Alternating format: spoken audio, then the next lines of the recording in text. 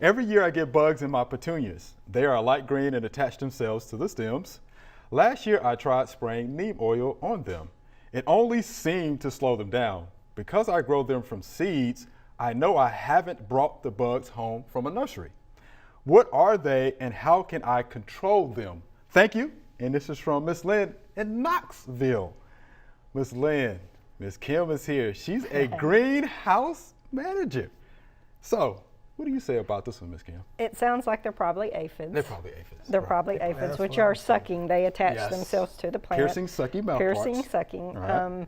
The way we treat them, I do use neem. Okay, The thing is with neem, you have to keep reapplying. It's not a one-time thing. Yes. And because the bugs reproduce they keep going. So Rapidly. you have to keep spraying. Yes. So the other thing, we have done some biological control. We release ladybugs. Good. So if you have any good bugs, and that's one thing people need to learn, the good bugs from the bad bugs in their yard. Good point. And so ladybugs are good bugs. Right. And it's all stages of the ladybugs. The larvae and the adults will eat aphids. So we do that. The other thing, sometimes if they're real bad, you can cut the plant back and it will, come back out, and just watch it that way. People say you can spray with a water hose, but that seems to do more damage to the plant than knocking the insects off. Yeah, so, plus you get wet. She could keep spraying neem.